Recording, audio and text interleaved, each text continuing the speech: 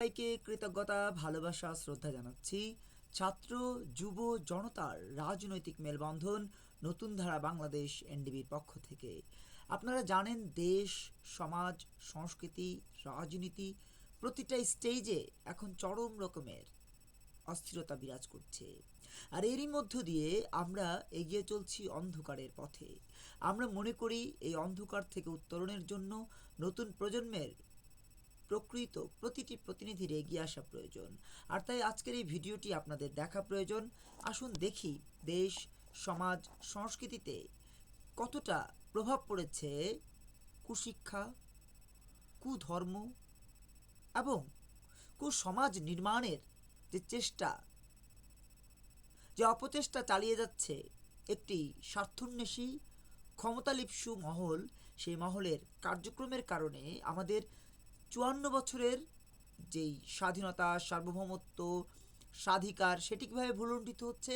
একই সাথে ১৪০০ বছর আগের যে ধর্ম হযরত মুহাম্মদ সাল্লাল্লাহু আলাইহি সাল্লাম আমাদের কাছে পৌঁছে দেওয়ার জন্য বার্তা নিয়ে এসেছিলেন, সেই মহান ধর্ম ইসলামের কি পরিস্থিতি তৈরি হচ্ছে এই সমাজে, কিভাবে অসামাজিক কর্মকাণ্ডের মধ্য দিয়ে সহিংসতা তৈরি করছে একটি শ্রেণী। চলুন দেখি একজন মুক্তিযোদ্ধা, একজন দেশপ্রেমিক, যে দেশপ্রেমিক দেশকে ভালোবেসে যুদ্ধ করেছেন, সেই দেশপ্রেমিকের চেয়ে উন্নত ইমানদার আর নেই। এমন বক্তব্য যেখানে আমাদের হযরত মুহাম্মদ সাল্লাল্লাহু আলাইহি ওয়াসাল্লামের বক্তব্য থেকে এসছে, পবিত্র হাদিস শরীফ থেকে এসছে, সেখানে সেই দেশ প্রেমিক, সমাজ প্রেমিক একজন মানুষকে কিভাবে নির্মম বাস্তবতার মুখোমুখি হতে হয়েছে। আব্দুল হাই কানু, তিনি একজন মুসলমান, তিনি একজন মুক্তিযোদ্ধা, অথচ তার সাথে কি আচরণ করেছে সেগুলো চলুন দেখে আসি। পরে ১৯ তারিখ আমার বাড়িতে আবার হামলা করা শুরু হল। সেটা রাত্রে আনুমানিক প্রায় ১টা হইতে ১.৫টার দিকে। তখন যারা করছে তাদের আওয়াজ আমি বুঝছি, তারা আমি গেল এটা। এরপরে ২ তারিখ ফতোটা বাজার মিছিল হয়। মিছিলের শেষে ৭:৩০ কি ৮টার দিকে আমার বাড়িতে হামলা করে আবার ২ তারিখ। কারা করে আমি আপনাদেরকে সেটা এখন ধারাবাহিকভাবে আমি যখন মূল জায়গায় আসবো তখন আমি বলতেছি।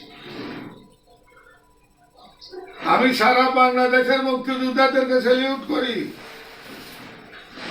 আমার এত জুতার মালা দেয় নাই গলায়, মুক্তিযুদ্ধের আদর্শের জুতার মালা দিছে। সারা বাংলাদেশের মুক্তিযোদ্ধাদের গায়ে এই গলায় জুতার মালা দিয়েছে। আমি কোন দেশে আছি? আমি যে দেশের জন্য ১ সাগর রাষ্ট্র রক্ত গেছে সেই বাংলাদেশে আছি, না পাকিস্তানে সে বর্বর বাহিনীর পাকিস্তানে আছি? আমি সাংবাদিক ভাইদের প্রশ্ন করি, আমার উপর কেন অমানসিক নির্যাতন? এই বিষয়টা আমি সারা মিডিয়া জগতের কাছে জানতে চাই। আমি বাজারে আসছি, আমার তো রোগগুলির কথা আপনাদের বললাম। আমার অর্থ অভাব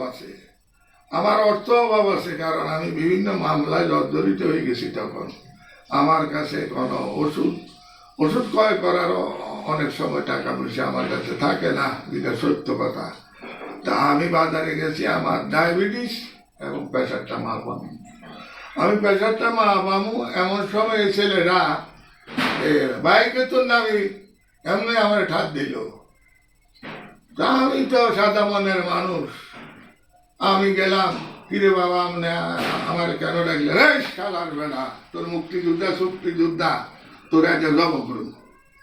আমি করি, বাবা তুই কেন কিরম করতেছ? ৯ বছর তো আমি বাড়ি করে নাই। আমি কি অপরাধ করলাম? কত ছেলে তোর এখানে জাত বংশ শেষ করবি। তার ঘরে বুদামপুরা, আমি মুক্তিযোদ্ধা, আমি মুক্তিযোদ্ধারে কিন্তু এইভাবে দৌড়া নিয়ে গেল কোথায় কুলিয়ারা স্কুল, কুলিয়ারা হাই স্কুলের সামনে, প্রাইমারি এবং হাই স্কুলের সামনে মাঠে নিয়ে বলে যে তারে পানিতে আগে শুকাইল। তখন আমি বললাম যে রে বাবা আমার পানি পালিস না, আমি শরীর অসুস্থ। তো কয় এই সালারে শোয়া। তখন আবার এই ঘুষি নেওয়ার সময় দিছে এবং সেখানে শোয়া এবার উপরে আমার লাঠি দেওয়া শুরু করলো। তখন একটা ছুরি বাইর কর, ছুরির ভিডিও আপনারা এখনো পান নাই।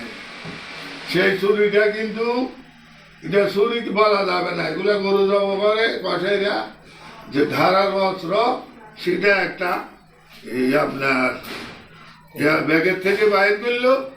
আমার গলার এখানে দাগ পড়ে নাই, এমনি বসাইতে আরেকজনে বললো যে রাখবে না, যে বড় পারব এই কথা কইছি, আর চুরি আর বসাইল না। কিন্তু স্কুলগুলোর দরজা বন্ধ।